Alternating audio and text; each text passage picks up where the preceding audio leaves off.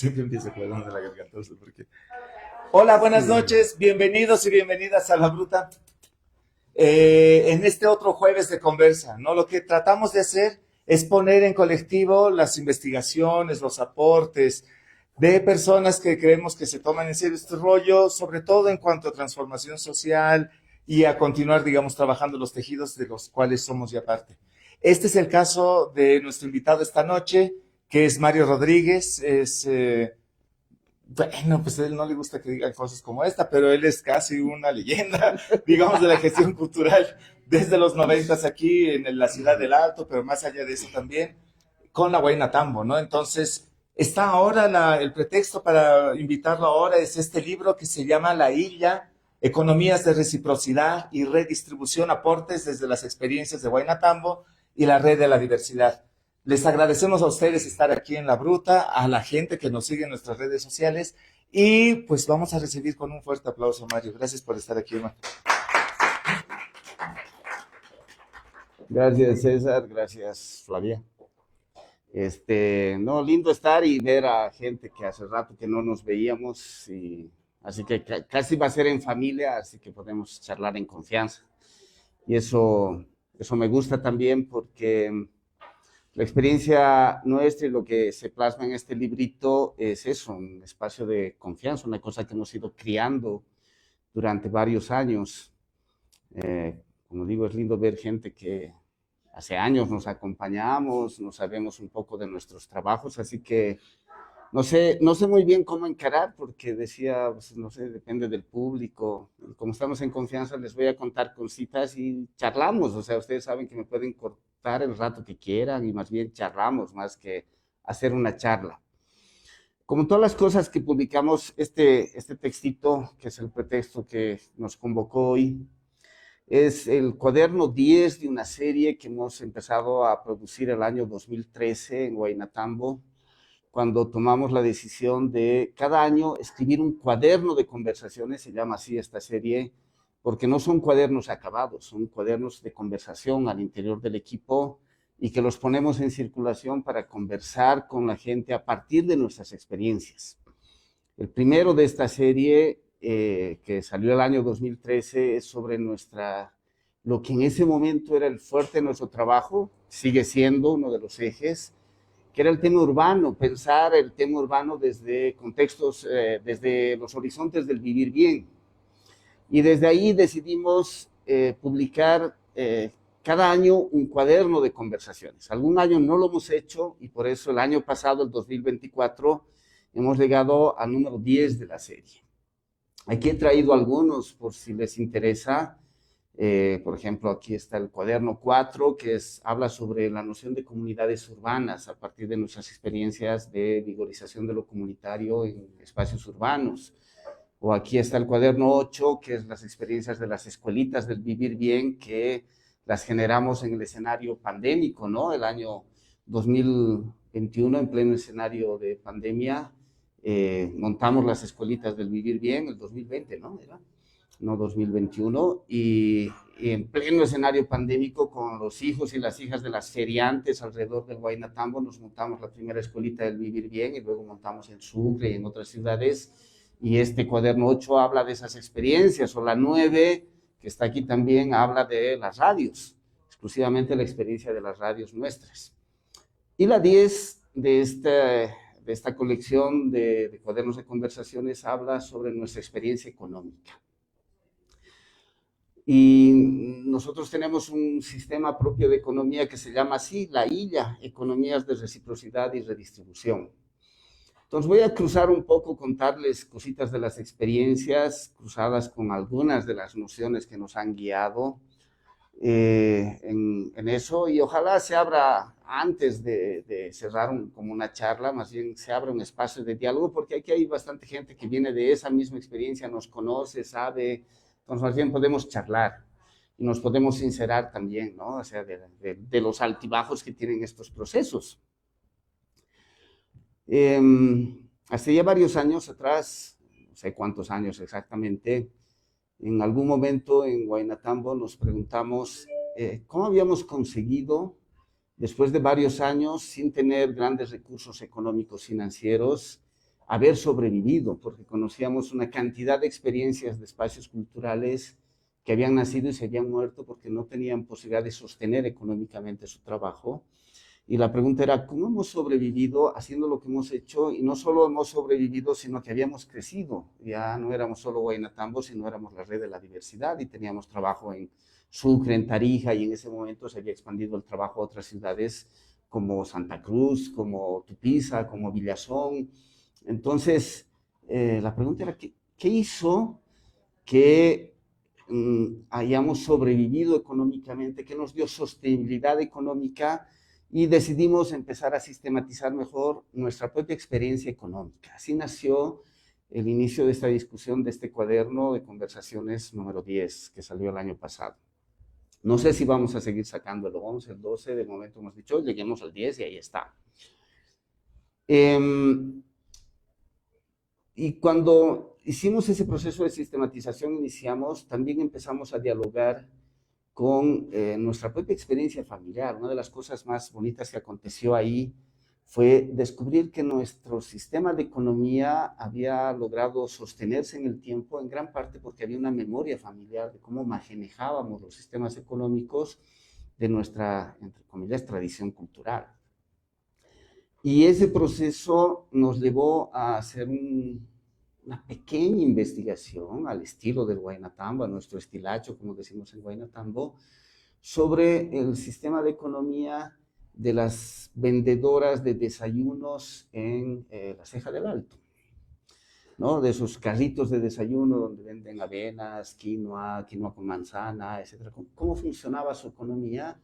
Y en Tarija miramos a las alojeras, a las que hacen refrescos de alojas, y cómo funcionaba su economía, ¿no? Y al hacer ese proceso y dialogar con nuestra experiencia, la memoria familiar fue uno de los enlaces fundamentales.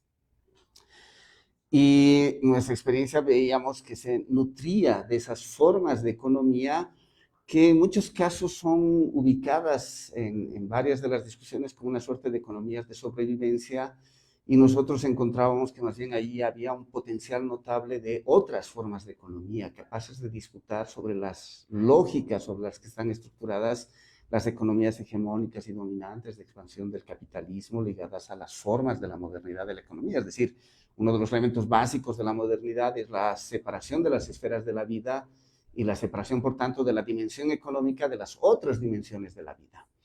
Y entonces recomprender que la economía hacía parte del todo de nuestras vidas fue uno de los elementos claves para repensar cómo funcionaba nuestra estrategia económica, y ante la ausencia de recursos financieros, monetarios, digamos, suficientes para el trabajo, entender cómo finalmente nuestro trabajo tenía una riqueza bastante, o sea, generaba una abundancia notable de riqueza en circulación. Les voy a poner un ejemplo. El año 2004 será, 2006, una cosa así. Sí, debe ser el 2006, 2004, una cosa. Hicimos un festival en la calle 8 de Huaynatambo de 6 días de duración, y movilizamos más de 120 espectáculos en 6 días, de cine, de literatura, de música, de danza, etcétera.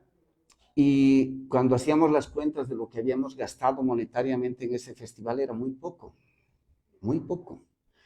Pero lo que circulaba en ese ejercicio de un festival de ese tipo producía un nivel de abundancia impresionante. Y no solo para Huaynatambo y la gente que venía, sino también para los grupos que participaban. Y la gente que participaba de los festivales, más o menos, en el buen sentido de la palabra, se peleaba para ir al festival, ¿no? O sea, les parecía fundamental y hacía parte de su propia circulación, de su propia economía, de su propia forma de entender la riqueza y la circulación de esa riqueza. Entonces, una de las cosas que para nosotros hizo un clic importante, una cosa que modificó nuestra noción, es recolocar la gestión de la economía de nuestro trabajo por fuera de esta lógica de la modernidad, rompiendo este esquema de la separación de las esferas de la vida, que es una de las ideas básicas de la modernidad, ¿no? La autonomía de las esferas de la vida. Y más bien reintegrar la economía a la totalidad, a la complejidad de nuestras vidas y entender que ahí funcionaba el circuito económico. El segundo elemento es que no solo queríamos sobrevivir económicamente, siempre nos hemos planteado desde el nacimiento de Huaynatambo, mismo siendo un centro cultural chiquitito, siempre, a mí me gusta decir, siempre somos un piojo tuerto, eso es lo que somos, ¿no? Un piojo tuerto, pero un piojo tuerto que hace cosas, que no se queda quieto. Y ese piojo tuerto que había nacido el año 95, es decir, este año hemos cumplido 30 años, ese piojo tuerto siempre había tenido un posicionamiento político frente al mundo a partir de la gestión cultural. Y por tanto, pretendíamos desde su inicio hacer cosas que denunciaran, erosionaran las formas de la expansión del capitalismo contemporáneo, pero al mismo tiempo posicionasen otras formas de vida, otros modos de vida posibles, como experiencias vitales. Y ahí nos encontramos en nuestra experiencia, con una noción que la vivíamos, por eso digo, esta conexión con la memoria familiar para nosotros fue muy importante, pero eso que era experiencia, cuando la pudimos nombrar, se convirtió en un hecho también fundamental, y la nombramos como illa. Para lo de las illas hay muchas cosas, muchas interpretaciones, hay estudios, montones. Pero a nosotros nos interesa esta noción de la illa. No sé si todos conocen las illas, pero las illas se celebran cuando la chacra brota, cuando la chacra ya tiene sus plantitas suficientemente fuertes como para saber que van a dar cosecha. O sea, ya garantizan la cosecha. O sea, ya se sabe que esa chacra va a soportar si deja de llover, si sigue lloviendo demasiado, si cae una granizada, le va a hacer daño, pero algo va a dar. O sea, algo ya va a garantizar de cosecha. En ese momento se celebran a las illas. A mí me gusta explicar la noción de illa a partir de una especie de trabalenguas, ¿no?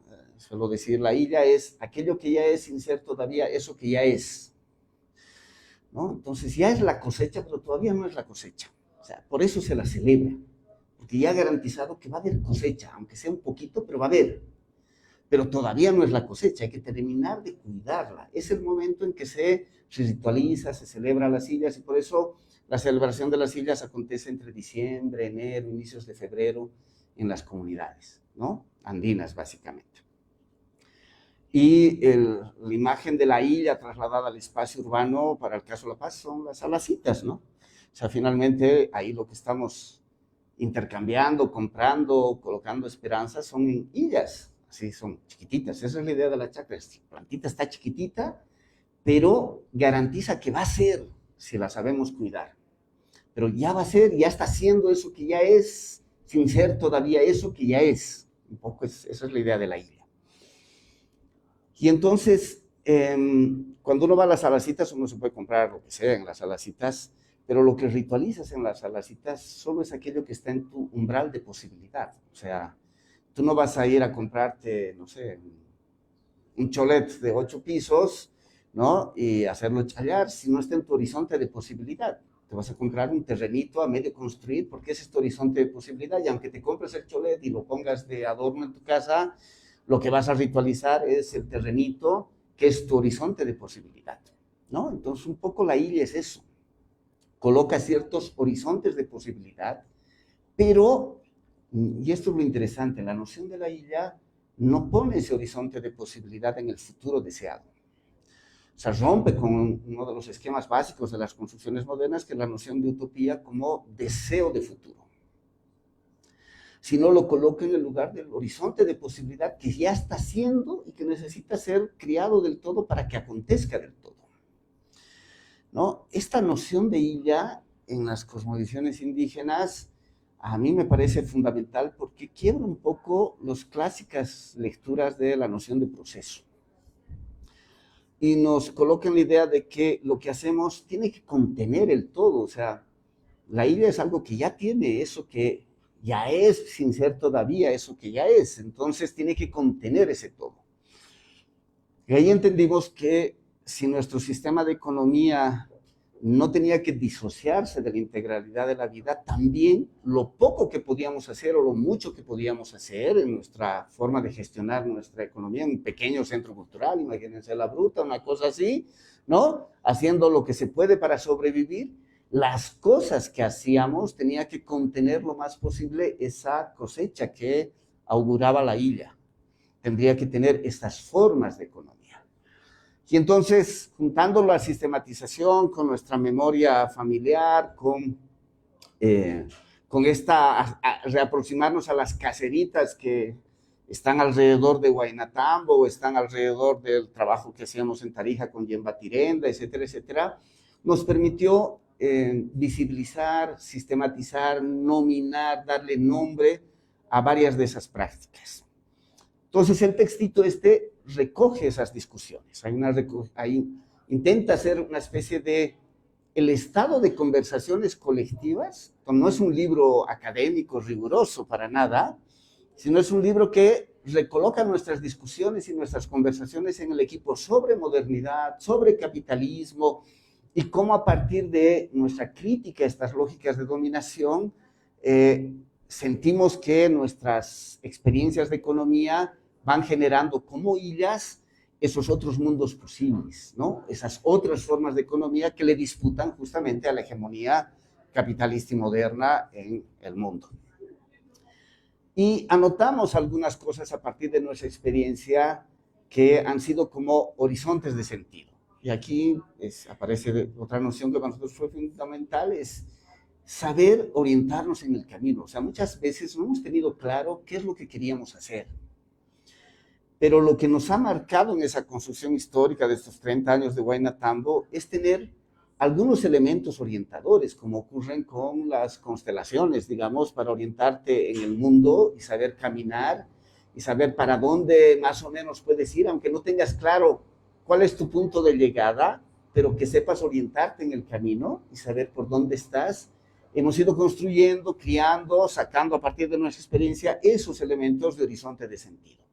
¿Qué cosa hemos entendido en la economía que tenemos que nunca perder de vista, orientarnos con esos referentes que nos permitan que nuestras experiencias económicas tengan un cierto horizonte y no sean solo ir a los tumbos, digamos, ¿no? En ese escenario, sin tener muy claro a dónde terminamos de llegar. Y en ese sentido, o sea, en ese camino, en ese recorrido, en esa trayectoria, hemos ido construyendo experiencias muy concretas. Yo quisiera entrarle más bien por las experiencias y a partir de eso, si luego queremos discutir cuáles son esos elementos de sentido con mayor calma, lo hacemos también. Y voy a empezar por lo que en el libro aparece al final, por atrás, digamos. En pleno escenario pandémico, el año 2020,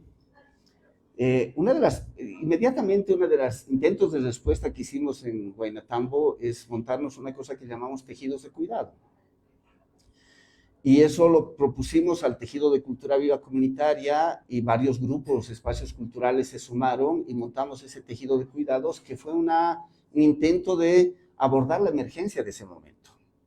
Entonces atendíamos, por ejemplo, en barrios temas de distribución de alimentos y acceso a alimentos, hacíamos sistemas de recolección. Hemos acompañado a un montón de gente sola que no tenía acceso, por ejemplo, a medicamentos y alimentos y terma. Entonces hemos montado un sistema de redistribución de alimentos, de recolección de medicinas, cosas por el estilo. Recordarán ustedes que no había sistema de transporte, ¿no? En pleno escenario pandémico. Y hemos mapeado a la gente de cultura viva comunitaria dónde vivíamos y la gente hacía trayectorias, ¿no? Entonces uno agarraba una canasta de alimentos y caminaba 10, 15 cuadras cargándosela y se le entregaba a otra persona para que esa persona llegue otras 10 cuadras y entregaba así para que llegue al lugar. Hemos atendido hasta entierros en ese pleno escenario pandémico del año 2020. Pero atendiendo esa emergencia, discutimos y charlamos, no nos alcanza a atender la emergencia. Necesitamos generar algún tipo de respuesta que permita a la gente tener sus propias estrategias de economía y se puedan fortalecer. Y claro, en ese escenario donde se habían caído varios trabajos, por ejemplo, o varios de quienes trabajamos más a la libre, ¿no? Sin salario, se habían cerrado un montón de cosas, ¿no? Y la gente necesitaba hacer alguito, ¿no? Hacer las galletas de la Mauge, lo que sea, y ponerlo en circulación, y había gente que no tenía capital, no tenía acceso. Entonces dijimos, a esto hay que atender, pero ¿cómo lo atendemos sin entrar en la lógica clásica de los sistemas de inversión financiera? Y entonces decidimos crearnos en pleno escenario pandémico una cosa que hemos denominado la Maloca. La Maloca es un sistema de ahorro compartido, es una caja de ahorros, y inmediatamente funcionó como una caja de préstamos al interior del grupo, donde podíamos abrir cuentas, así como cualquier organismo financiero, pero esas cuentas podían ser abiertas individualmente, familiarmente, como organización o como tejido. En el camino aprendimos que estos sistemas, ya habíamos aprendido con otras experiencias económicas, estoy por eso empezando por atrás en el libro, porque la más reciente, así empujada, aprendimos que estos sistemas solo funcionan en la medida que son sistemas de confianza, o sea, retejen lazos de comunidad. Que el criterio básico para que eso funcione son lazos de confianza. Y ahí la comunidad nos dio, digamos, el elemento clave, y otra vez digo, el activar la memoria familiar nos acercó a eso, que esos sistemas funcionaban en la medida que no son sistemas grandes, inmensos, sino tienen un cierto mecanismo que permite la vincularidad entre los sujetos. Y eso te empieza a colocar otra noción de tu relación económica, ¿no? Entonces, hasta hoy, eso ha empezado el año 2020, el año 2025 sigue funcionando, la Maloca. Tenemos cerca de 70 cuentas, ahora, 60 y pico. O sea, mira, no son un montón de cuentas. Y estamos hablando de cuentas personales, familiares, de organización y de tejidos. Pero eso nos permite un mínimo de lazos de confianza. Y todos ahorramos. Habíamos aprendido antes que para que esos sistemas financieros, porque también hemos conocido otros parecidos, sistemas de bancos del tiempo, sistemas de bancos alternativos con monedas alternativas y en varios lugares del mundo, varios de ellos, a pesar de sus intentos, terminaban otra vez, como en los sistemas financieros, con ciertas personas acumulando más en ese mismo sistema financiero. Reproducían la lógica bancaria, desequilibrio y desigualdad. Y entonces nos dimos cuenta que los sistemas de reciprocidad necesitan, y en la experiencia de nuestros pueblos y de nuestras familias, los sistemas de reciprocidad necesitan mecanismos de regulación que generan este campo de confianza. ¿Cuáles son algunos de esos mecanismos de regulación? Es que la reciprocidad funciona si los sujetos que entran en reciprocidad tienen cierto nivel de igualación. No puede haber reciprocidad en sistemas desequilibrados. Es decir, en ese pleno escenario yo recuerdo una discusión con una gente que llegó del Brasil a Huaynatambo a conocer un poco nuestra experiencia, que venían del boom de las economías colaborativas. Y claro, nosotros les decíamos, la reciprocidad no tiene nada que ver con la colaboración. Los sistemas de economía colaborativa que se estaban impulsando desde las Naciones Unidas, por ejemplo, en sistemas de economía alternativa, luego enganchados a los discursos de economías naranjas, ¿no? Industrias culturales y este tipo de cosas, pasaban por el mecanismo de entender que, así para decirlo groseramente, entre el patrón y el obrero finalmente había una colaboración que permitían los sistemas de producción y la generación de riqueza. Un mecanismo de reciprocidad no puede funcionar en un mecanismo de desigualación. La reciprocidad exige un mínimo de igualación. A mí me gusta poner como ejemplo, así, porque me parece súper evidente y claro, el pasanaco. El pasanaco es un mecanismo de reciprocidad. En el ejercicio del pasanaco, todas las personas tienen que poner cada mes el mismo monto de dinero. No puedes hacer ese sistema un sistema desigual. No puede poner una persona 100 y otra 1000. Si se hace eso, se rompe el pasanaco. No funciona. Ese mecanismo es un mecanismo regulador de la circulación de la riqueza. La clave del Pasanacu es que la riqueza circule y beneficie de una manera cíclica a quienes juegan el Pasanacu, pero que garantice que no produzca desigualación, ¿no? Necesita generar un mínimo de igualación entre quienes juegan Pasanacu. Y es tan bonito que además le llamamos juego, ¿no? O sea, nos tomamos el tema económico también desde el lado lúdico, humano, relacional, vincular, y el vínculo que ofrece el Pasanacu en términos del tejido ritual es notable, ¿no? O sea, gran parte de los Pasanacus la gente espera el día del Pasanacu porque quien recibe el Pasanacu hace una fiestita y recibe a la gente y celebra su recepción. Es decir, hay una dimensión compleja de la vida, un mecanismo que parece tan sencillo, pero que está abordando una complejidad y una noción respecto a la economía, en la experiencia nuestra.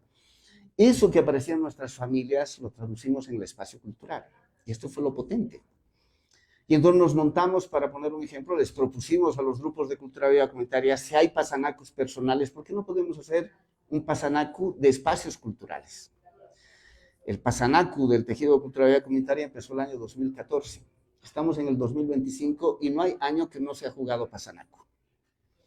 Y hemos tenido hasta 4 grupos de pasanacu por año, jugando con distintos montos, grupos de 300 bolivianos, grupos de 500, grupos de 1000, entre espacios culturales, lo que ha fortalecido un montón de espacios culturales. A nosotros, por ejemplo, siempre hemos jugado el pasanacu, lo hemos empujado. Cuando invertimos en el pasanacu, sabemos que este año podemos refaccionar los baños del espacio cultural. Vamos a invertir en eso. O vamos a comprar una nueva consola de sonido para los conciertos, ¿no? Cosas así, generamos inversión. La MAUGE juega pasanacu en el tejido cultural vida comunitaria. Cosas así.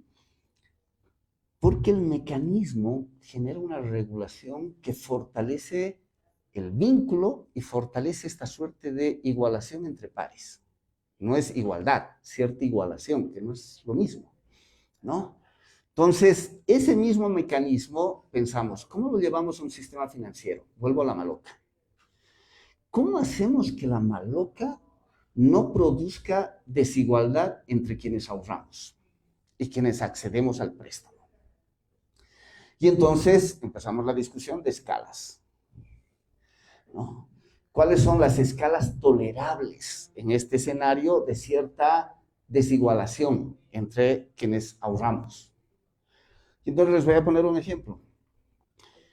Las cuentas familiares, digamos, cuentas personales, digamos que serían las básicas, yo puedo ahorrar cada mes 10 bolivianos. Ese es el mínimo de ahorro. Nos comprometemos todos a ahorrar porque eso nos permite tener un fondo común que circula. Otra vez, noción de circulación del beneficio, ¿no? Esta idea, por eso vuelvo al ejemplo del pasanacu. Idea básica, el beneficio tiene que circular. En vez de acumularse y resguardarse, la generación de riqueza está en circular. Volvamos al ejemplo de la isla. Cuando ustedes van a las alacitas, se pueden comprar sus montoncitos de billetes, pero los billetes que te tienes que guardar en tu billetera o en tu cartera es los que te regalan. Y tú los que tú compras tienes que regalar. ¿Cuál es la noción básica ahí? La riqueza tiene que circular. Si no circula, no produce riqueza. Si la riqueza se acumula y se guarda, se corta el circuito de reciprocidad y la abundancia se quiebra. Esta es la idea básica. Eso que estaba en nuestra experiencia, ¿cómo llevamos a un sistema financiero como una caja de ahorros? Entonces necesitamos todos ahorrar, todos contribuir a la circulación del beneficio. El mínimo, vuelvo a ese ejemplo, de una cuenta individual es 10 bolivianos. El máximo, bueno, todavía es una escala muy alta.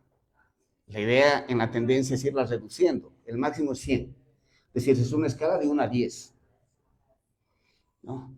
Yo puedo ahorrar más, si quiero. Hay mucha gente que ahorra más, ¿no? Pero para el acceso a beneficio solo se me contabiliza la escala de 1 a 10. O sea, si yo ahorro 100 bolivianos por mes, en un año podría ahorrar 1.200. Puedo yo haber ahorrado 5.000, porque no sé, tenía excedente y lo he puesto, pero lo he puesto para que circule el beneficio. Cuando yo quiero acceder al beneficio, solo se me contabiliza el máximo de 1.200, no los 5.000 que lleva ahorrado, porque mantengo un mecanismo de regulación para evitar la desigualación al interior del acceso al beneficio. Entonces, lo que hemos puesto en funcionamiento inmediatamente es una caja de ahorros en pleno escenario pandémico y una caja de préstamos. Solo, volvamos al mecanismo de la confianza. O sea, por eso necesito enganchar como todo permanentemente. El pasanaco funciona, voy a volver al ejemplo del pasanaco, porque me parece es una cosa que casi todos jugamos en nuestras familias, está súper presente, y una cosa que parece súper sencilla tiene una complejidad económica fantástica, porque está colocando otro sistema de economía en circulación. El mecanismo del pasanaco, para que funcione, funciona bajo acuerdos de palabra. No se firman contratos en un juego de pasanaco. Para que funcione el acuerdo de palabra, el pasanaco tiene que establecer una relación entre quienes juegan de confianza. Tiene que tener cierta proximidad, cierta vincularidad entre quienes juegan el pasanaco. Si no, no puedes producir la confianza, ¿no? A mí también me gusta poner el ejemplo, porque especialmente cuando estoy con otra gente que no viene de las tradiciones nuestras y que no entiende bien el pasanaco, ¿no? La gente al principio dice, y la persona que recibe primero, si se escapa, ¿no? Y ya no pone los otros meses su parte, ¿no? O sea, ¿cómo hacen para controlar y que no se escape? ¿No? Digo, el único mecanismo que garantiza eso es la red de confianza y de vincularidad. Saber que no le puedes fallar a tu red, ¿no? Porque ahí es constituido un escenario de confianza. Entonces, ¿cómo constituyes en un sistema de ahorro donde tienes una cuenta? Nosotros, esa maloca la tenemos en una plataforma digital. Tú tienes un número de cuenta como en cualquier banco. Tienes tu número de cuenta, pones tu contraseña y entras a tu cuenta, ¿no? Pero, ¿quién accede al beneficio? El primer criterio es que los que vienen a la maloca es porque alguien que está en nuestro equipo, el equipo base fue el Guaynatambo y la red de la diversidad, invita a alguien que no, ¿no? Entonces yo digo, le invito a la MAUG, para volver al ejemplo de la MAUG, porque confío en ella, le conozco, es la reina del tarwi, sé que trafica y entonces es solvente, no sé qué. Entonces digo, ya, yo confío en la MAUG que entre el mecanismo. Entonces, si la gente dice, ah, sí, la conocemos a la MAUG, bien, que entra. Así se va ampliando. Necesitas 6 meses haber ahorrado de manera continua para tener acceso al beneficio, o sea, demostrar que tú quieres entrar y que vas a cumplir con el grupo. Después de 6 meses, este mecanismo de préstamos, o sea, empezamos con la caja de ahorros y la caja de préstamos casi simultáneamente. La caja de préstamos te presta después de 6 meses máximo el doble de lo que tienes ahorrado, ¿no? Ese es un mecanismo de regulación.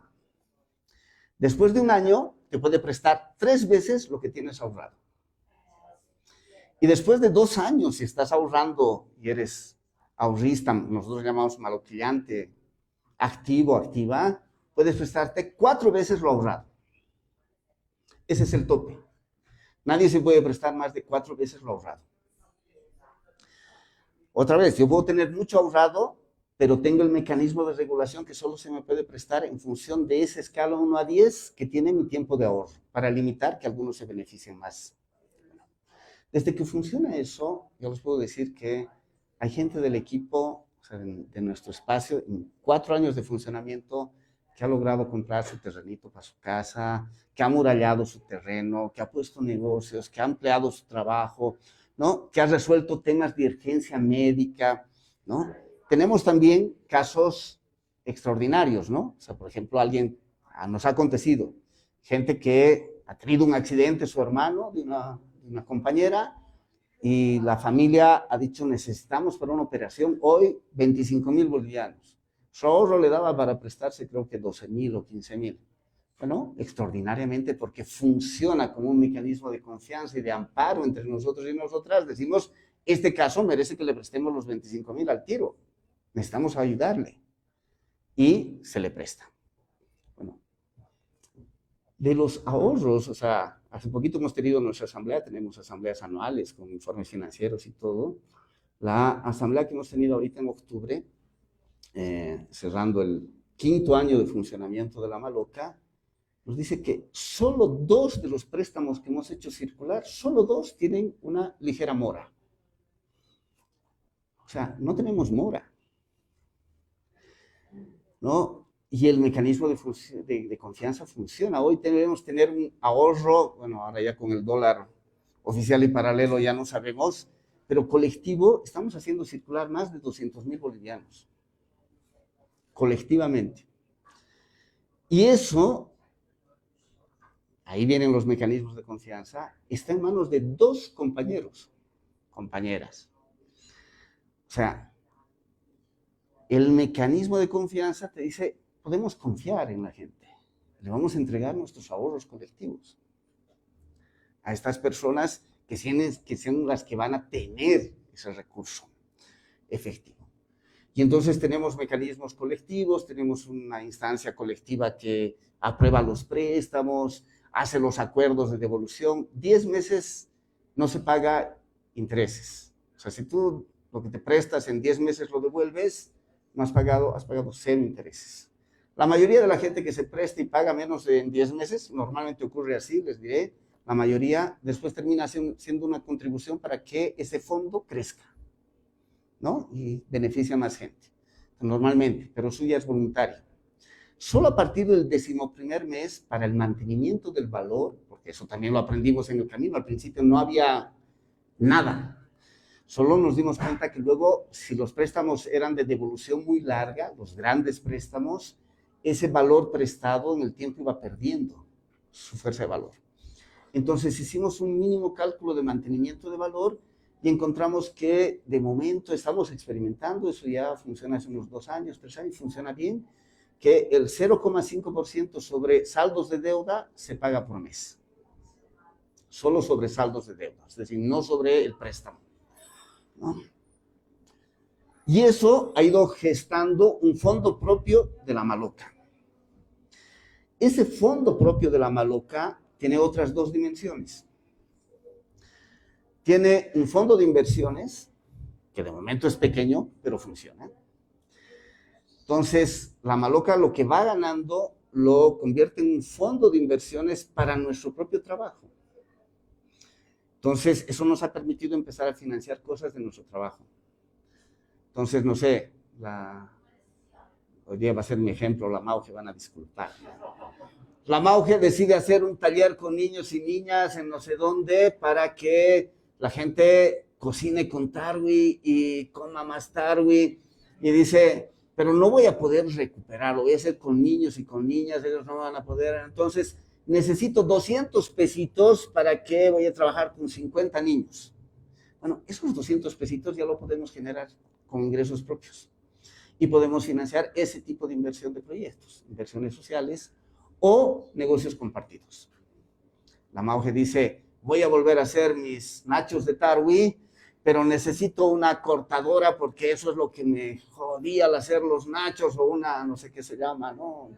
Afinadora, porque es lo más terrible para hacer los nachos, y esa afinadora me cuesta 4,000 y no tengo, pero les propongo a La Maloca que seamos socios de los nachos, solo los nachos. Yo pongo la mitad, ustedes pongan la mitad, seamos socios. Y eso puede invertir La Maloca. Y juega sobre riesgos compartidos, ¿no? O sea, ese fondito que empezó con ahorros de 10 bolivianos, 5 años después, mueve eso, ¿no? Y sigue funcionando. Este año ya estaba en el proyecto original que habíamos hecho, porque venimos todos de la gestión cultural y de estas cosas alternativas y militantes.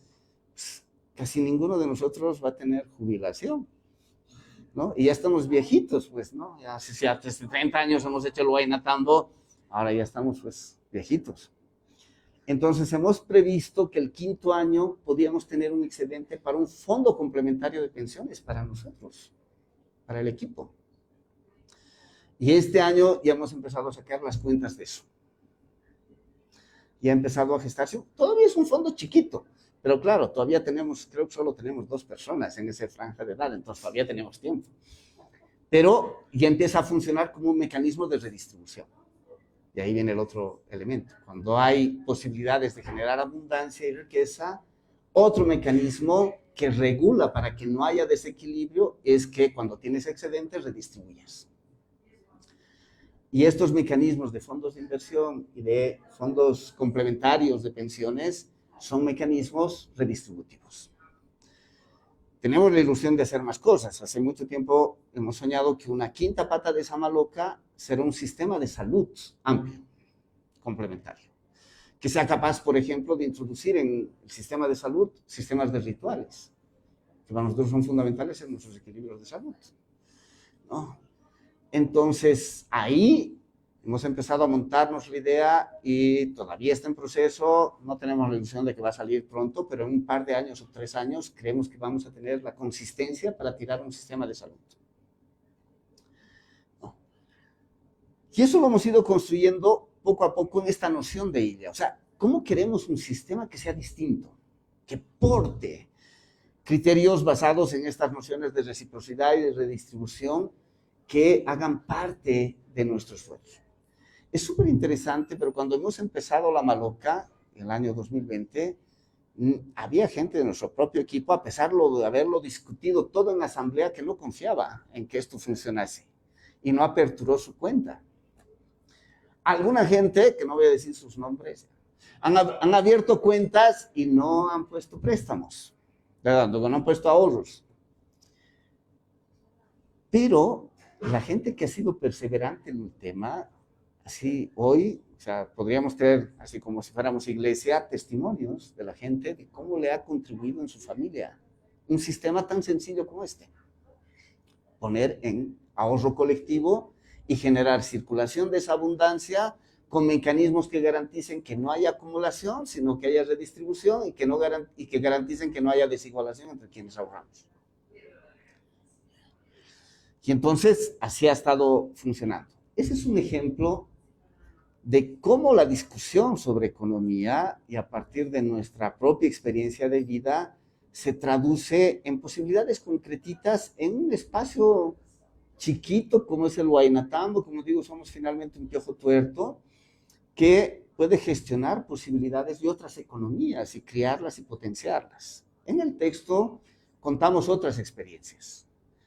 Por ejemplo, antes de tener la Maloca hemos creado una moneda propia, ¿no? Cuyo nombre es Poquitits.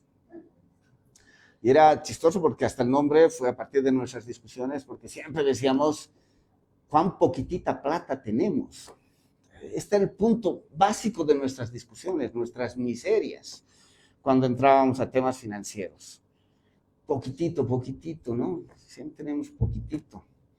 Y como les decía, después nos dábamos cuenta, con ese poquitito habíamos hecho un festival con 120 espectáculos, ¿no? 6 días en la calle, con no sé qué. ¿Y de dónde ha salido todo eso si tenemos tan poquitito? Y entonces, poquitits, como hablamos aquí, ¿no? Cortando las últimas vocales, pues terminamos llamándola Poquitits. Pero en el aprendizaje, porque hay también muchas experiencias de monedas sociales, en el aprendizaje nos dimos cuenta que monetarizando todo, terminábamos condicionando las relaciones a sistemas monetarios, los sistemas de reciprocidad que no siempre pasan por lo monetario. Esa es la riqueza de la reciprocidad. Y produce una circulación de abundancia menor, mucho mayor. Y entonces, cuando empezamos a colocar los poquitits en todas nuestras relaciones para calcular, entre comillas, todo lo que generábamos de abundancia y riqueza, nos dimos cuenta que en vez de ampliar el mecanismo de reciprocidad, lo achicaba, ¿no? Y entonces dijimos, este no es el camino. O sea, fueron aprendizajes, ensayamos un montón de experiencias económicas. Varias de ellas están en este textito. Y nos dimos cuenta que la moneda propia tenía sentido en momentos de alta abundancia de circulación. Un encuentro, un festival. Pero en la regulación de los sistemas de reciprocidad, más bien, achicaba los sistemas de reciprocidad. Y entonces retiramos los poquitits de la circulación constante y solo lo traducimos en algunos momentos de nuestra acción. Fue todo un aprendizaje y hoy discutimos en varios lugares, más allá del país, sobre el rol de las monedas sociales, a partir de nuestra experiencia con una moneda propia. Nuestra cuenta en la Maloca, todas nuestras cuentas son en moneda propia, o sea, son poquitits. O sea, cuando uno se inscribe, deposita en bolivianos, pero eso es cambiado a poquitits. Lo que circula al interior de nuestras cuentas son poquitits, porque circulan al interior de un lazo de confianza. Pero cuando salen para afuera, salen otra vez en bolivianos. El tipo de cambio es 1-1. Ahí no tenemos fluctuación, ¿no? Un boliviano un poquitito. Y así les podría contar de más experiencias que hemos hecho. Por ejemplo, la red de la diversidad, cuando crecía, venía una cantidad de grupos nuevos que, o sea, al principio cuando nació la red de la diversidad, a partir de la experiencia de Huaynatambo, los otros grupos nacían con el Huaynatambo, o sea, acompañados de Huaynatambo, y así nació la red de la diversidad, con Yembatirén en Tarija, con Cipastambo en Sucre. Pero después de un tiempo venían grupos que ya tenían su propia vida y decían, queremos ser parte de la red. Entonces los integrábamos. Después nos dimos cuenta, otra vez en esta noción de economías que hay en nuestras comunidades, en nuestras familias, y cómo funcionan como mecanismos de regulación de la reciprocidad y la redistribución, que colocan otros modos de la economía que de alguna manera le disputan a la hegemonía del capitalismo. Desde experiencias prácticas con esta noción de illa, nos dimos cuenta que la manera en que en las comunidades se incorpora a las nuevas personas de la comunidad en el sistema económico es la rutucha, ¿no? El primer corte de cabello. Cuando ocurre el primer corte de cabello hay una condición previa, es que ese niño, esa niña, tiene que haber garantizado, es un poco la noción de illa, que se va a quedar en este mundo. Ahí se ritualiza. O sea, me voy a quedar en este mundo. Y por eso se puede ritualizar a los 3 años, a los 4 años, no siempre al primer añito, como se hace en una tradición más bien urbana, ¿no? De la fiesta del primer año. Y cuando haces el corte de cabello, tú en el ejercicio ritual le cortas el cabello y le das elementos de riqueza para que se incorpore en la economía y en los sistemas de cuidado de la comunidad. Entonces le prendes dinero, ¿no? Le das una oveja, le das una gallina, le das una tarea de la chacra, ¿sí? Le das semilla. Y eso que recibe ese niño, o por ejemplo, si le regalas una bicicleta en una rutucha, nunca le vas a regalar una bicicleta de niño para que juegue.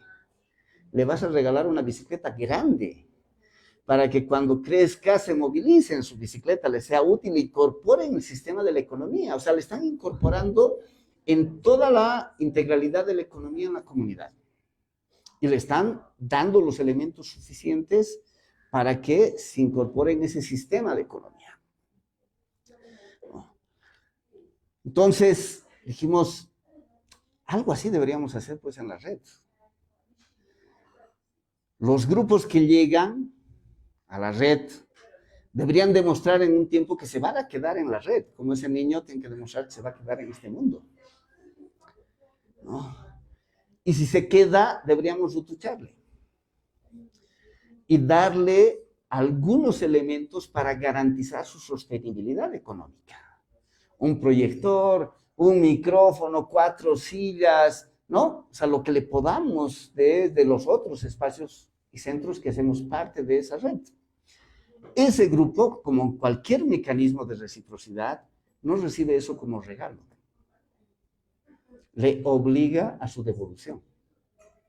Solo que en ciclos largos. Y entonces empezamos a discutir sobre la noción de temporalidad, la noción de ciclos, múltiples ciclos relacionales, ¿no?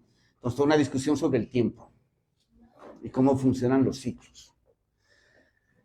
Entonces, ese grupo finalmente rutuchado, por decirlo así, se compromete a un ejercicio de devolución de mediano y largo plazo y se obliga a sostener la red. Entonces, gran parte de nuestros ejercicios económicos nos ha mostrado que es posible, a pesar, entre comillas, de esta suerte de poquitito tenemos siempre, no tenemos, nos vamos a morir, ¿cómo sostenemos esto?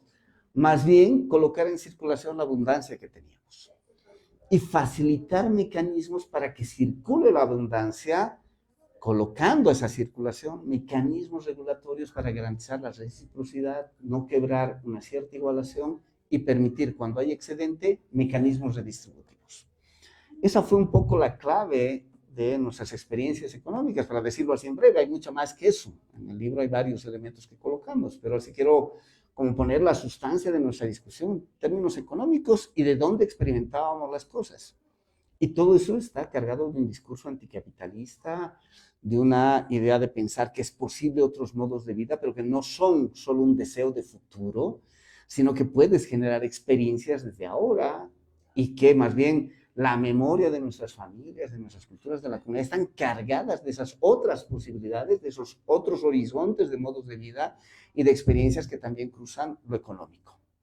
Así nació este textito de la Ilha de Economías de Reciprocidad y Redistribución, y es la contribución desde nuestra experiencia. O sea, hay una discusión un poco más allá, pero es básicamente no un texto teórico, sino un texto que desde nuestra experiencia coloca elementos también teóricos de discusión, pero desde la experiencia. Eso, yo lo dejaría aquí, más bien abriría para que charlemos a partir de eso. Muchas gracias, querido Mario. Vamos a darle un aplauso, por favor, por compartir con nosotros y con nosotras esta valiosa experiencia, ¿no? Ahora, pues como sabemos, aquí en La Bruta tenemos nosotros y nosotras asistentes, igual estamos pendientes de lo que la gente está diciendo a través de las redes. Podemos intervenir, ya sea comentando algún aspecto que nos haya llamado poderosamente la atención de la exposición de Mario, o también haciendo preguntas, ¿no? Aclaratorias, qué sé yo, indagar un poco más acerca del tema que nos trae como propuesta Mario Rodríguez ahora. Entonces, hermanos y hermanas, tenemos la palabra nosotros y nosotras. Solo levantan la mano y yo me acerco a ustedes desde el micrófono.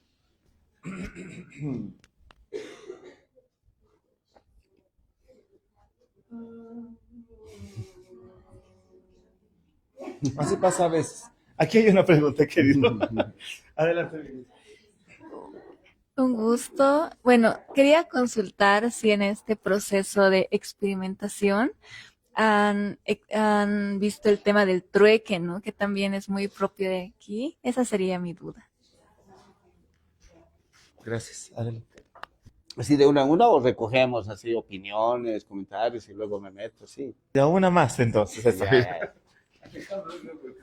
Hola Mario, el tema de la escala habría que reflexionarlo, seguro ya lo han hecho o lo están por hacer, porque digamos la experiencia que nos estás contando, que está bien bonita, todavía estoy tratando de hilar los conceptos básicos, ¿no?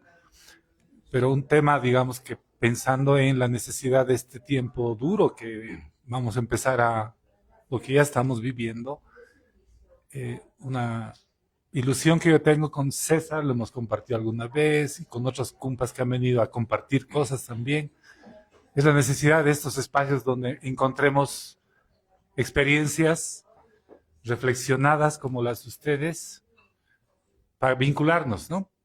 Pero con esto fundamentalmente económico que nos estás contando, habría que chequear el tema de la escala, ¿no? Cómo, para evitar precisamente que hayan estos bolsones de acumulación que precisamente obedecen a la pulsión del capitalismo que eventualmente podemos alojar en nuestras prácticas de consumo, ¿no? Eso, Mario, muchas gracias. Pues ahí esas dos. Sí, lo del trueque sí, y nos cruza permanentemente. Al principio, igual que con la moneda, intentamos generar un mecanismo de regulación de los trueques. Inclusive hacíamos un proceso de anotación pensando en una escala mayor, o sea, ¿cómo puedo truequear? Nosotros creamos una red con Tarija, sin que acontezca el trueque inmediatamente. Entonces hicimos un sistema de registro, nosotros en ese momento lo llamamos Pasanaco ampliado, que está aquí también en el libro explicado brevemente la experiencia. Y nos dimos cuenta, igual que con la moneda, que no podíamos regular todos los sistemas de trueque. Uno de los elementos básicos del trueque es que quienes truequean se sienten satisfechos con lo que truequean. Es decir, ese mecanismo de satisfacción ya no depende de un mecanismo de medición para que sea, entre comillas, justa. A mí, a mis ojos, puede ser que el trueque parezca injusto.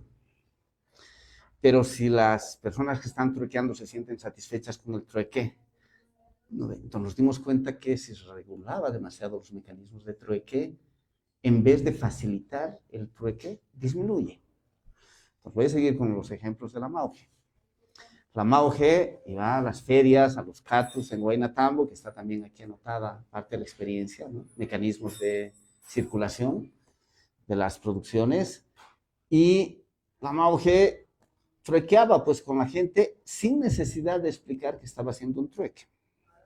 Entonces la gente venía a probar sus Tarwis y no sé qué, y decían, ¿y cuánto le voy a deber? No sé qué. No, llévese nomás. Entonces la gente, en el mecanismo de confianza, después vuelve y le devuelve. O sea, llévate esto caserito cuando le va a comprar con sus feriantes en el torno del Huayna-Tambo, le van a dar yapadito, ¿no? Y le van a dar más abundante. Entonces está generando un mecanismo propio de trueque no regulado, que produce satisfacción entre ellos y entre ellas. Pero hemos tenido momentos de trueque más intensos, ¿no? Celebrando, por ejemplo, las fiestas del trueque, que están en la ritualidad andina. Hemos hecho trueques abiertos grandes. Ahora, recordarán las ferias del trueque, que ha habido muchas en La Paz un tiempo. Uno de los problemas que tenían era, y ahí sentíamos, que eso podía terminar produciendo esta suerte de facilitación a quienes están en mecanismos de sobreconsumo. Porque lo que llevaban era lo que ya no usaban en su casa. Y eso les permitía liberar espacio en su casa para seguir comprando, digamos, ¿no? Ropa. Entonces, ropa que ya no uso, ¿qué hago? Lo llevaré a la feria del trueque, y se los dejaban así. La gente que organizaba esto tenía problemas con lo que se dejaba en los eventos del trueque, ¿no? Entonces, ¿cómo trabajas con el trueque como un mecanismo que pone en circulación no lo que está en desuso, sino cosas que son valiosas de tu producción, ¿no? Entonces, trabajamos el trueque, pero ahí regulamos lo menos posible, pero fomentamos, digamos, los mecanismos de trueque. Eso está. Que es uno de los mecanismos de reciprocidad más básicos. Las culturas nuestras generan mecanismos de reciprocidad súper complejos, o sea, para decirlos nomás así rapidito, a mí me gusta hablar de cuatro grandes categorías, por decirlo de alguna manera, mecanismos de reciprocidad. El primero es el básico, es el del trabajo colectivo, de la puesta en común del trabajo para el beneficio colectivo, ¿no? Para decirlo así cortitos, digamos, las tareas comunitarias para la limpieza de acequias, apertura de caminos, ¿no? Todos trabajan por el bien compartido. Ese es un mecanismo básico de reciprocidad. Pero luego están los sistemas de AINI, como el PASANAC, ¿no? O cualquier sistema de AINI, de entrega y devolución, que ahí entraría el trueque también, ¿no? Esos mecanismos. Luego están los mecanismos que podríamos llamar de TINCO, que es cuando ya se producen elementos de desigualación en la comunidad, introducen mecanismos económicos para que ritualmente y económicamente se produzcan tensiones y elementos festivos que reiguale el mecanismo de desequilibrio. Voy a ponerles un ejemplo así rapidito, así sin decirles mucho más, pero para mí uno de los mecanismos de TINCO es el anticrítico urbano. O sea, está llevado a nuestra vida cotidiana. Ahí la relación no es igual, está desigualada, pero no produce un nivel de dominación y genera un mecanismo de beneficio de las dos partes en el acuerdo, aunque esté desigualado. Ese es un mecanismo típico de TINCO, de resolución para los procesos de reciprocidad. Pero tienen más complejos, los que llamaríamos de CUTI, aquellos cuando la desigualdad es muy alta y necesita la intervención más potente para quitar el excedente a quien tiene excedente y generar mecanismos redistributivos. Son profundamente redistributivos, son elementos más tensos. Entonces, eso que parece a veces teórico, medio raro, si uno se mira en las familias y lo que hemos hecho como estrategias económicas, están súper presentes, súper presentes. Y la clave, ahí entendimos para que funcione, por eso hablamos mucho de la noción de ILLA, es trabajar a partir de lo existente, no trabajar a partir del ideal, de futuro, sino qué existe en nuestras relaciones económicas que necesitamos vigorizar, que podemos fortalecer y que portan elementos alternativos a las lógicas de expansión del capitalismo contemporáneo, de los sistemas de dominación, que son elementos que resisten, pero al mismo tiempo tienen la capacidad de reexistir, es decir, de rehabitar ese mundo de la dominación desde otras posibilidades. Y que esas posibilidades tienen materialidad concreta, no son deseos solamente, son materialidad concreta. Ahora, uno de los problemas históricos es que en eso sí fue eficiente el sistema de dominación colonial, es romper nuestra capacidad de escalaridad. Eso que preguntabas, Alejandro. Es decir, redujeron las experiencias locales a territorios cada vez más pequeños. Y la conexión que teníamos en términos de territorialidad mayor, de manejo multiterritorial, además, esta idea de territorios discontinuos, complejos, abiertos y flexibles, que es básicamente el manejo territorial desde nuestras culturas, fue quebrado a partir de la dominación colonial. Fueron reducidos. Y toda la discusión, por ejemplo, de la ley de participación popular en escenario del neoliberalismo, lo que terminó consolidando es la ruptura del territorio como territorios cerrados y locales, ¿no? Generando los procesos de municipalización cerrados. Y cuando vas a los presupuestos municipales por barrios o por comunidad, terminas con proyectos económicos ligados a una localidad tremendamente cerrada y en competencia y disputa con la del lado, ¿no? Quebrando una lógica, una experiencia vital sobre el manejo del territorio de nuestras culturas que era mucho más amplio, era multiescalar. O sea, una de las cosas en nuestra perspectiva, en la mía, aquí también hay un capitulito sobre eso, es entender que no es posible generar experiencias sin localización, ¿no? O sea, esta creo que es una de las disputas claves con el capitalismo y es parte de nuestras discusiones políticas contemporáneas. No basta tener proyectos políticos si esos proyectos políticos no tienen localización. Eso te da territorialidad, te da pertenencia, te da lugar. Por tanto, no hay disputa sino desde lo local. Pero si solo es desde lo local, ese local se ahoga, se muere. No tiene capacidad de disputar la complejidad de esa economía hegemónica y dominante. Necesita conexiones meso y macro territoriales, más complejas. Y ahí no tenemos la suficiente experiencia. Estamos intentando hacer cosas, ¿no? Les decía la maloca, volviendo a ese sistema financiero que disputa la lógica clásica bancaria, les decía, tenemos 60 y pico cuentas. Es una escala pequeñísima. No tan chiquitita y miserable, ya es significativa, pero sigue siendo una escala pequeña. Alguna vez hemos dicho, ¿y si abrimos? O sea, no van a haber publicidad, ¿no? O sea, propagandizando nuestra maloca, inscríbase, abra su cuenta, ¿no? Porque necesita este lazo de confianza que garantiza un cierto mecanismo de regulación en la posibilidad de la reciprocidad. Entonces la pregunta es, ¿cómo hacemos que eso no se quede en un circuito cerrado? Y una de las cosas posibles es que no haya una maloca, sino muchas malocas. Y luego conecten las malocas. Hay un banco de moneda social muy interesante la experiencia en Brasil, que se llama el Banco Palmas, que no sé cuántos bancos tienen ahora, no sé si seguirán funcionando bien, digamos, la última vez que he podido hablar de la experiencia era hace unos 5 años, una cosa así con detalle. No sé cómo estarán ahorita, pero ya tienen muchos años el Banco Palmas, que funciona con un mecanismo parecido.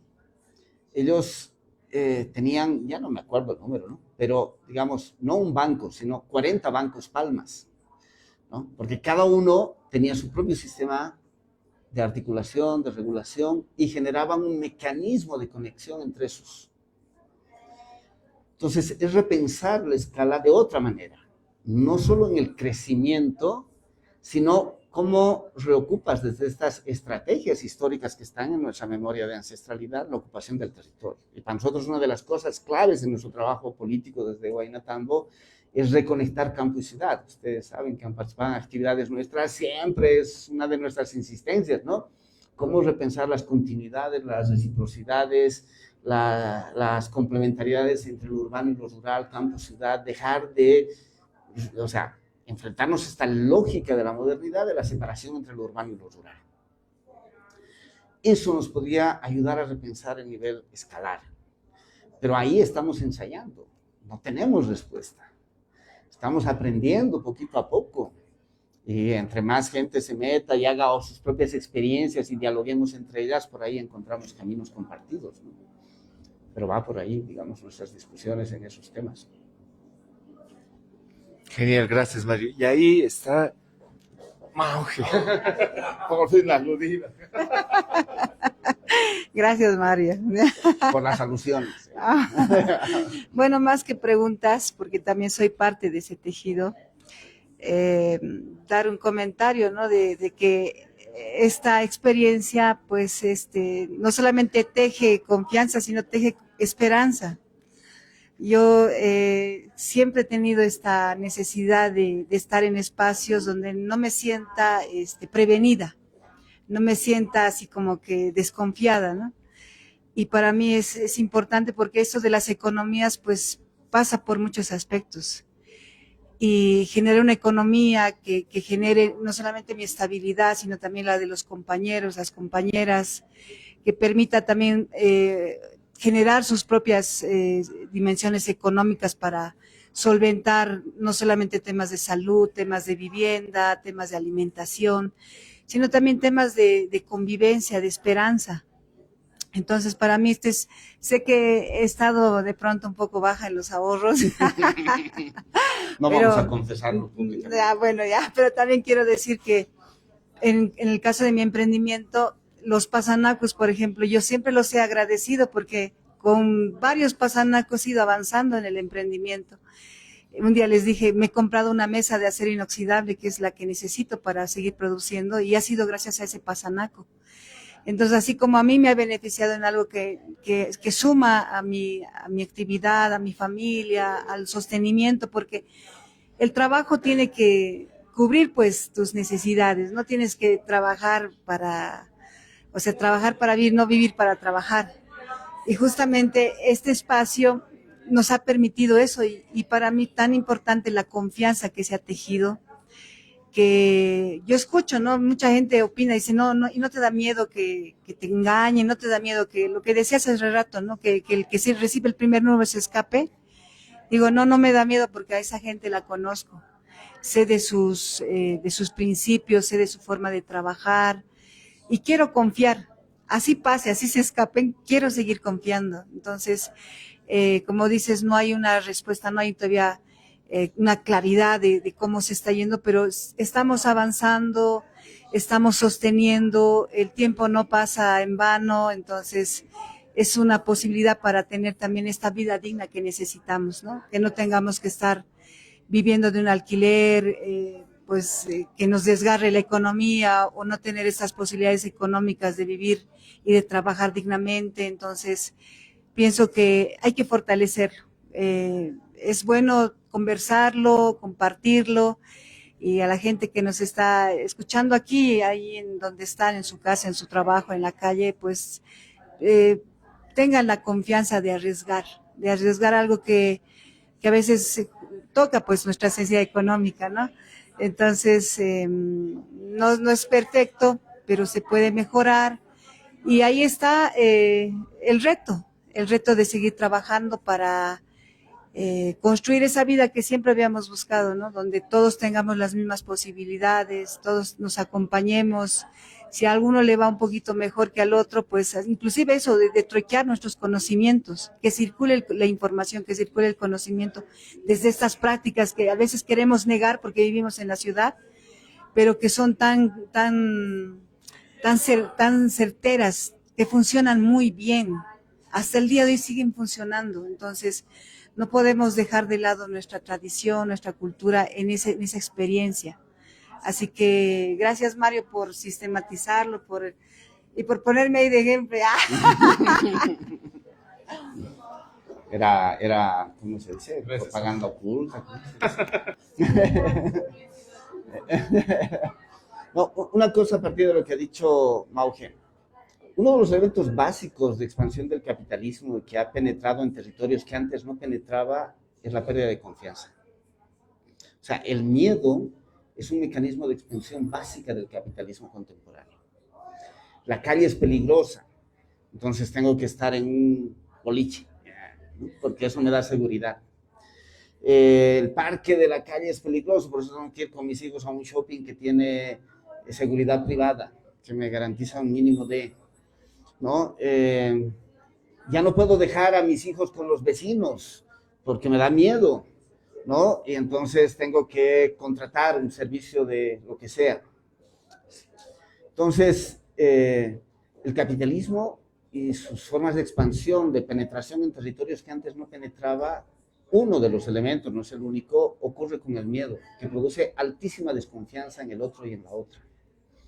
Y entonces, cuando decías hay que arriesgar, el discurso, digamos, del capitalismo contemporáneo ligado a la lógica del emprendedurismo va a ser arriesga, ¿no? Haz tu negocio, pon tu capital, invierte, y si te sale mal es porque eres un gil, más o menos, ¿no? Una gil, ¿no? Si sabes mover vas a ser exitoso, vas a ser exitosa. El arriesgar en este campo, como decía la Mauge, es arriesgar en la confianza. Es recuperar esta disponibilidad en arriesgar en el espacio de vincularidad, de confianza, en creer de que eso es posible y poner, porque hay que poner, no solo hay que discursar, hay que poner.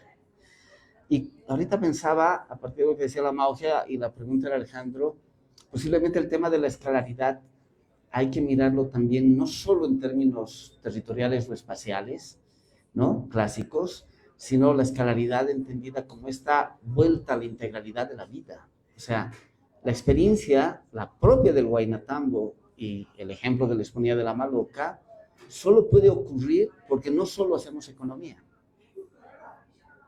¿no? O sea, nuestra vida no es solo la economía, interviene el conjunto de nuestra vida, la fiesta, la música, el centro cultural, el trabajo comunicacional, el trabajo educativo, el trabajo con las guaguas. Entonces el vecino sabe que su guagua puede ir al Huaynatambo y tener su espacio seguro, no sé qué, y confía en el trabajo que hacemos. Entonces si le propones algo económico, dice, estos que son buenos changos, pues me puedo meter con ellos a intentar hacer algo, porque has construido lazos en otras dimensiones de la... Entonces, la escalaridad también no es un solo tema espacial, ¿no? De dimensionalidad, de dimensión de la intervención, sino la devolución, y eso ataca una de las bases centrales de la modernidad, como decía, que es esta separación de las dimensiones de la vida, la autonomía de las dimensiones de la vida, y las devuelve a un nivel más integral. Y ahí también aparece una potencia transformadora, emancipadora de los propios sujetos, de nosotros, de nosotras como personas, ¿no? Perfecto, muchas gracias, Mauge, gracias por este diálogo que has iniciado ahora. ¿Alguien más se anima a intervenir, a preguntar, comentar? Ha estado muy rica la conversa, querido Mario Rodríguez. Te agradecemos mucho haber aceptado nuestra invitación. Te estamos buscando hace rato. Nos hemos estado buscando un buen rato. Y muchas gracias por traer el libro. Aquí está, digamos, su compañero ha traído para poder, digamos, socializarlo, para pues que alguien haga su aporte ahí. Y como él ha dicho al principio, están ahí otros números de estas conversas, de estas reflexiones, ¿no? Una cosita de Claro, sí, adelante. los vendemos porque también hace parte de nuestra sostenibilidad, pero todos ellos en capítulos están liberados, o sea, están en plataformas. Los que conocen los muros y son nacidos de los muros, el espacio digital nuestro, ahí están los libros en capítulos y los pueden encontrar igual, y varios en audio también y los pueden tener, o sea, están liberados. Pero si nos los compran, nos ayudan también a la sostenibilidad monetaria, digamos. Amén, está bien eso. Muchas gracias otra vez, Mario Rodríguez, por estar con nosotros, con nosotras. Y pues vamos a parar aquí esto.